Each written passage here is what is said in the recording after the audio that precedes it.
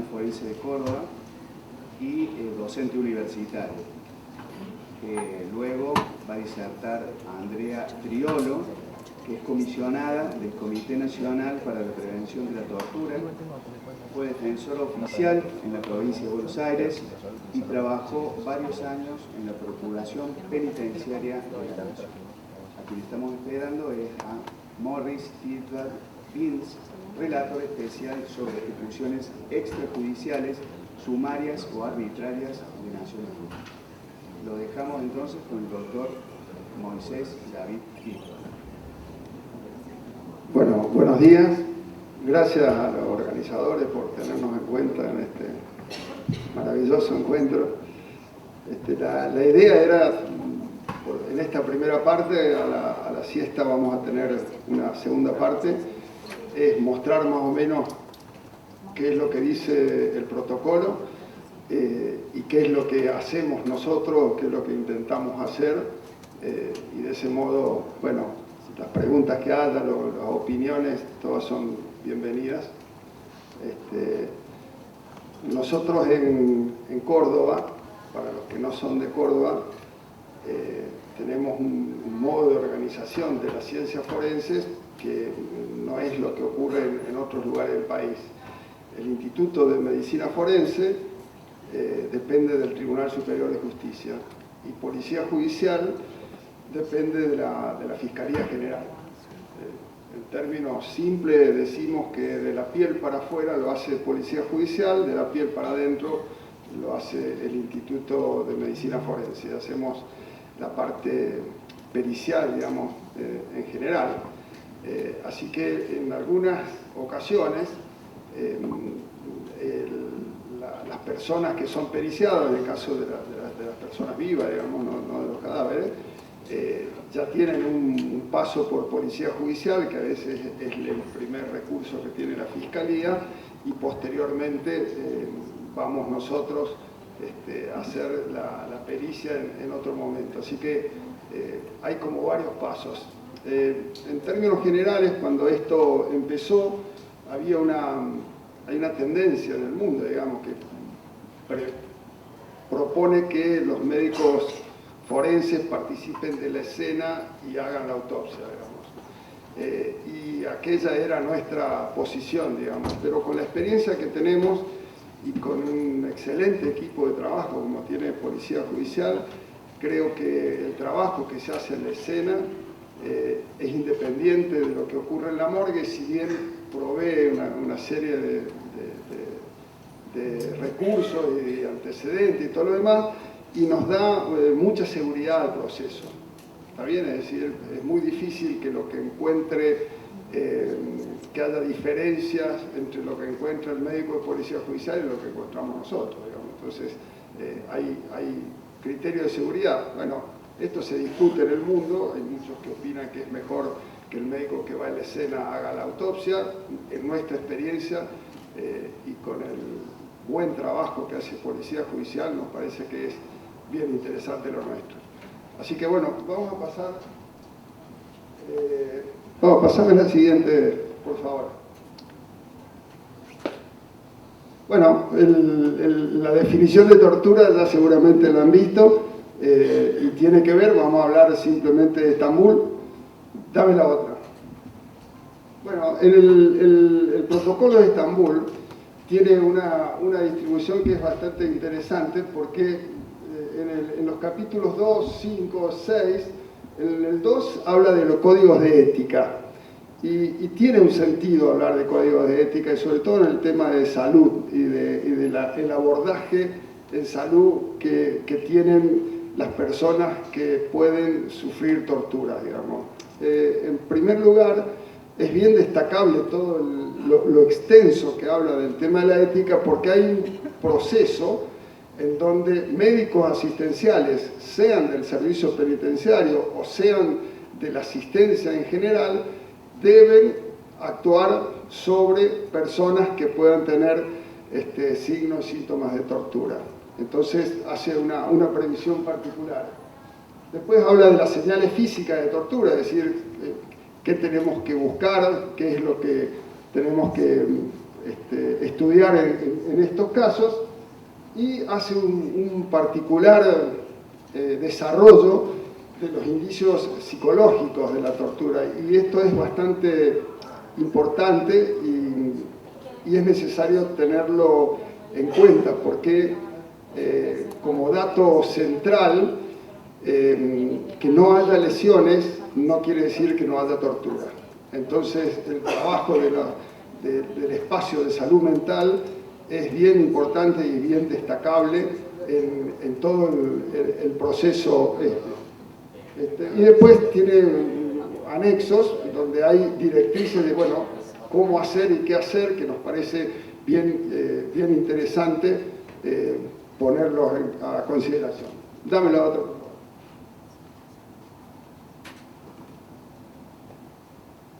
Bueno, referido a los códigos de ética, fíjense que lo que destaca el protocolo es el deber fundamental de actuar siempre en interés del paciente. Es decir, esto está destinado a los médicos que hacen asistencia. En Córdoba tuvimos una época donde los detenidos iban a distintos hospitales. Ahora, por suerte, la mayoría se concentra en un hospital. Es decir, que sería muy importante trabajar sobre el grupo de personas que trabajan en esos hospitales para poder entrenarlos en esta temática, digamos, que nos parece bien destacable. Y después, en la declaración de ONU tiene que los profesionales de la salud tienen el deber moral de proteger la salud física y mental de los detenidos. Y básicamente dice una cuestión que es brutal, que dice que los médicos no deben participar de la tortura. Parece una verdad terrible, pero me parece que es un dato relevante, y nosotros hemos tenido en nuestra historia muchos médicos que han participado de tortura, así que, bueno, es un detalle. Dame la otra, por favor. Bueno, la idea es la misma. Fíjense que es muy extenso el capítulo del Código de Ética que propone Estambul, y habla de que lo fundamental de la medicina es aliviar el sufrimiento, la angustia y evitar el daño a los pacientes. Y habla también de que los profesionales de salud tienen una doble obligación, y esto es importante, y me parece que es un tema que deberíamos conversarlo básicamente con los médicos que hacen medicina dentro de las unidades penitenciarias y con los médicos que hacen medicina asistencial y que pueden asistir a estos pacientes. Porque la doble obligación sería la obligación del médico de asistir al paciente y mejorar y todo lo demás, pero además si se entera, digamos, de que tiene alguna lesión, tiene una obligación ante la sociedad de respeto a los derechos humanos y demás. A veces entran en conflicto estas dos cuestiones porque los médicos pueden llegar a encontrar algún tipo de lesión que las vincule, pero el paciente no quiere develar el secreto. Hay toda una discusión alrededor de la ética de poder develar esto cuando lo que está en juego es el tema de los derechos humanos. Pero no hay un consenso general y a lo mejor hay que caminar en ese sentido, digamos, para poder alcanzar consenso y que los médicos puedan decir efectivamente cuando los pacientes tienen lesiones, siempre dentro del campo de la medicina asistencial, ¿no? Bueno, dame la otra. Vamos más rápido. Ahora, en el caso de los médicos forenses, no tenemos esta dificultad, digamos, porque no hay... Los médicos forenses estamos obligados a decir exactamente lo que vemos y a relacionarlo con la probabilidad de la tortura. No hay confidencialidad entre el paciente y el médico, sino que debemos actuar en el sentido que nos determina el oficio, digamos. ¿Está bien? Entonces, bueno, en este punto es importante que los médicos forenses estemos entrenados en buscar signos y síntomas de tortura. No siempre es así. Digo, hay diversos grados de entrenamiento entre nuestros profesionales. La idea que mejor nos parece a nosotros acá en Córdoba es, cuando tenemos pericia de este tipo, la deben hacer por lo menos 2 médicos. Y además, en el espacio del instituto, tenemos un comité de valoración de estos temas periciales. Si hubiera alguna duda, bueno, se eleva al comité, se mandan las fotos, se mandan los antecedentes, y si fuera necesario, bueno, se pide una segunda revisión en presencia del comité. De este modo, tratamos más o menos de asegurar la posibilidad de emitir el mejor informe posible y el que esté más relacionado a lo que efectivamente le está pasando a la persona, ¿no? Bueno, los médicos penitenciarios, básicamente, la actividad que tienen es de proveer asistencia, digamos, a los detenidos, pero también participan en las revisiones y también participan en muchos actos que ocurren dentro de la prisión. Por lo tanto, en alguna idea nosotros pensábamos que sería interesante que los médicos o el personal de salud de los espacios penitenciarios no pertenezcan al servicio penitenciario, es decir, no sean parte de la fuerza, sino que sean un equipo de trabajo independiente, pero bueno, este es un proceso y lo que ocurre efectivamente es que hay cuerpos médicos que actúan muy bien en muchos casos y que nos proveen una muy buena cantidad de datos sobre lo que les pasa a las personas detenidas que nosotros podemos utilizar en la pericia. Y hay otros casos en los que, bueno, tienen algunos déficits que es necesario, bueno, tomar en cuenta, ¿no? Dámelo. Bueno, el tema es que el que coordina la investigación, el investigador, tiene que realizar la pericia y lo que dice el protocolo es la pericia de hacerse en el momento más oportuno. En realidad, la pericia se hace cuando se puede.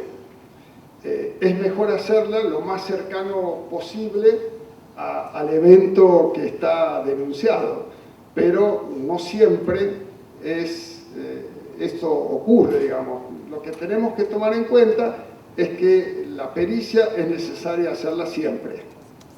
En algunas vamos a encontrar datos y en otras vamos a encontrar o cicatrices, o vamos a encontrar lesiones, o vamos a encontrar efectos secundarios, pero siempre vale la pena hacer la pericia.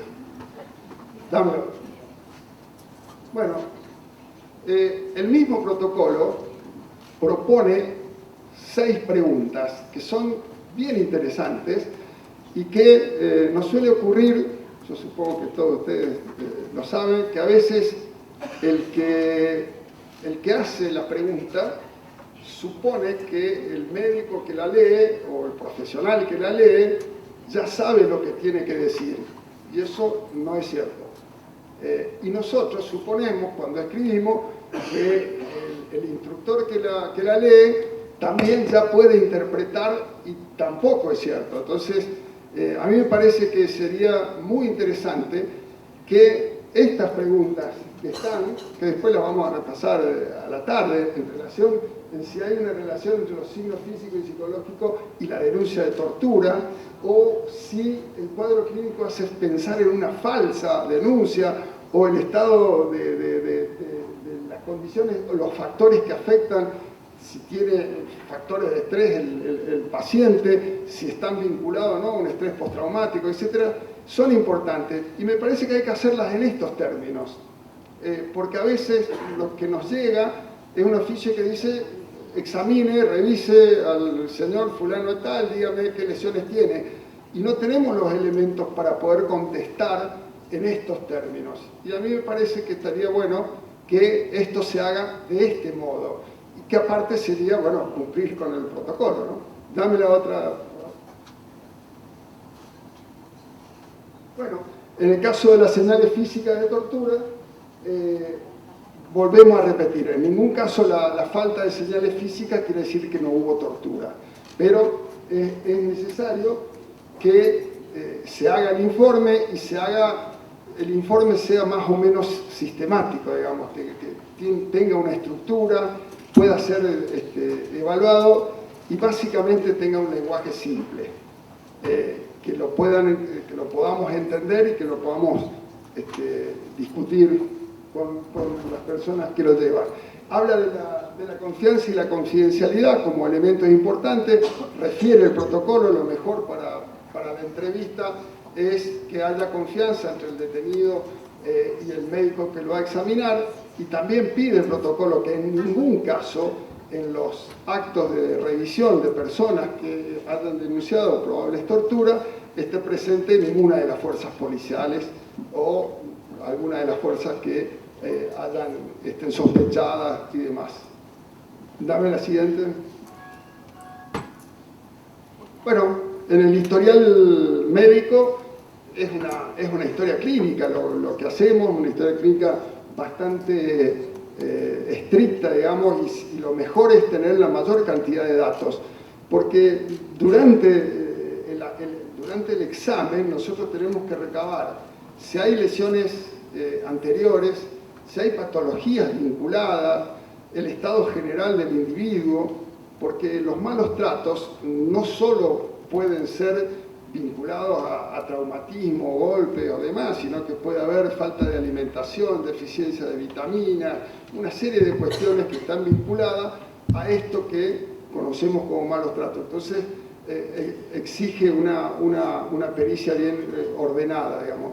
Y en relación a las lesiones, bueno, podemos tener síntomas agudos, síntomas crónicos, que debemos tratar de describir de la mejor manera posible. Y el término de las 6 semanas, el plazo de las 6 semanas, está referido a que se conoce que alrededor de las 6 semanas desaparecen la mayor cantidad de lesiones que pueda haber. Entonces podemos tener, si la pericia se hace dentro de las 6 semanas, tenemos mayores probabilidades de encontrar signos y síntomas vinculados a un evento ocurrido en ese tiempo. Transcurridas las 6 semanas, bueno, las posibilidades son menos para encontrar este tipo de lesiones. La otra.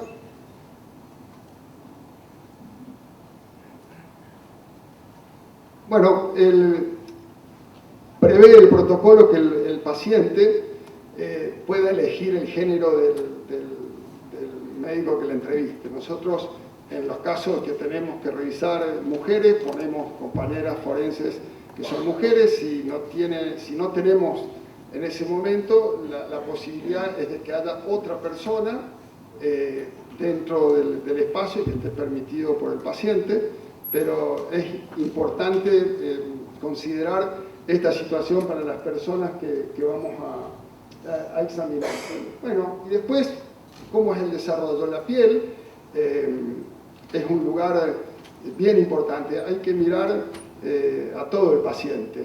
Es necesario desvestirlo, que esté en un lugar donde esté cómodo, que esté bien iluminado, que tenga buenas condiciones, que tengamos algunos instrumentos que valen la pena. Nosotros estamos aprendiendo a usar dermatoscopios, que es una lupa que usan los dermatólogos y que nos permite ver con una buena cantidad de aumento, 40 por lesiones y tener algunos datos.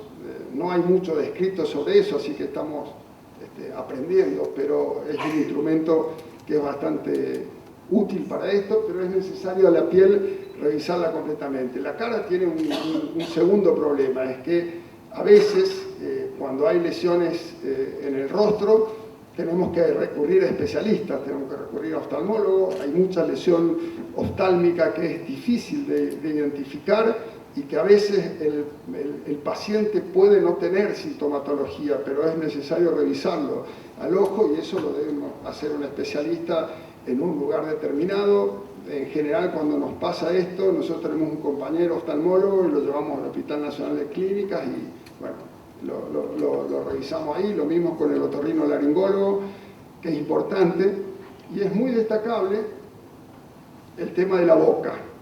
La boca es un territorio que los médicos no miramos y es necesaria la odontología forense. Nosotros tenemos una compañera que es odontóloga y que trabaja, es muy aplicada, digamos, y a partir de su incorporación hemos podido diagnosticar muchas de estas cosas, no solo en signos de tortura, sino que en la violencia doméstica los golpes en la boca son de los más frecuentes, digamos. Entonces, bueno, vale la pena la presencia de los odontólogos, que son bien importantes. Bueno, y después el examen físico es general. Dame la siguiente, por favor.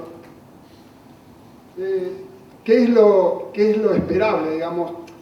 Es necesario entender que en general la tortura es un tema muy amplio, pero puede tener algunas cuestiones que son particulares.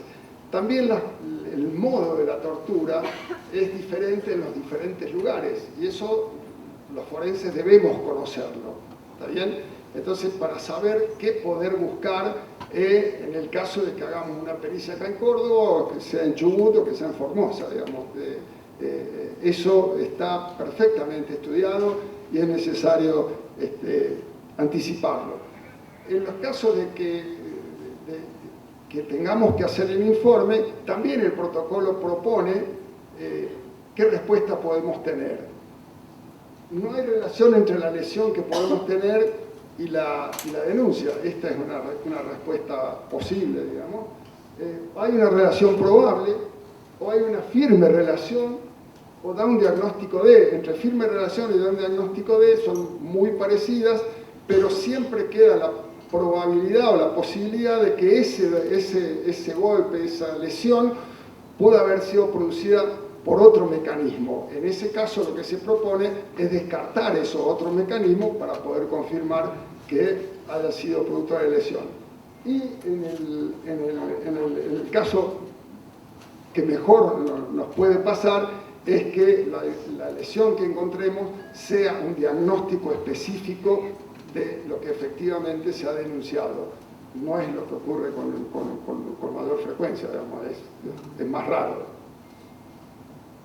Bueno, y finalmente, en la evaluación, lo que hay que tener en cuenta es que el fenómeno de la tortura es un fenómeno general, digamos, que puede tener lesiones particulares. Entonces es necesario que siempre al paciente lo veamos de manera general, de manera completa, que podamos decir la historia clínica de ese paciente, además de los datos puntuales que nos lleven a este momento y a esta situación de tortura si la hubiera.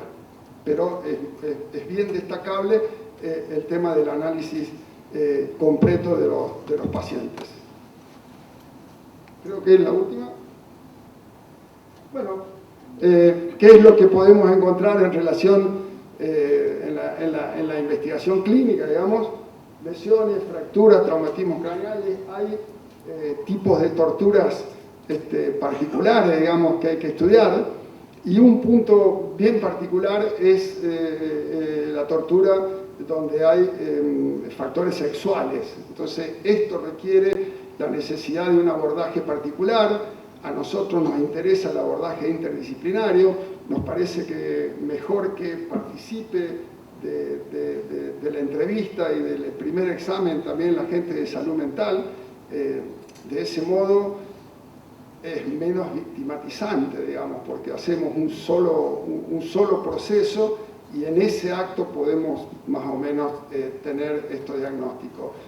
Hay algunos casos que son bien elocuentes y hay otros que son bien complejos de definirlo, y para llegar al diagnóstico es necesario, bueno, en nuestro caso somos bien adictos al trabajo en grupo, digamos, en equipo, que haya 2 o 3 médicos, que haya psicólogos, que haya trabajadores sociales, y que cada uno haga su aporte del lugar en donde puede. Volvemos a discutir el valor de la pericia psicológica, que es bien interesante por lo que dijimos al principio. Dame la siguiente. Bueno, lo que propone el protocolo en relación que nunca sea en presencia de funcionarios de seguridad, en los principios generales, en las circunstancias de entrevista, que los hechos expuestos estén vinculados o no a lo que vemos en el examen médico.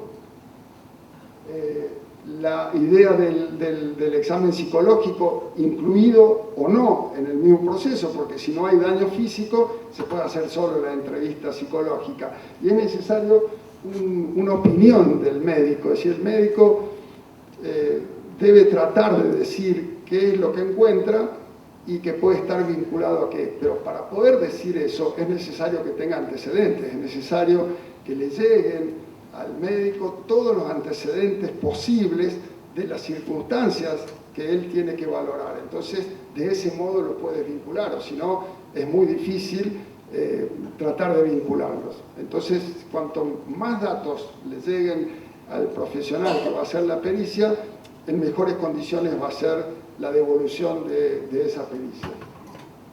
Dame la siguiente.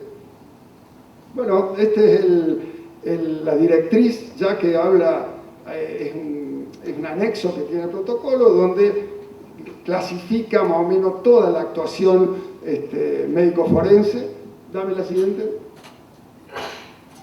Y refiere el protocolo calificación del especialista, es decir, las personas que examinen a personas probablemente torturadas deben tener una formación particular, digamos.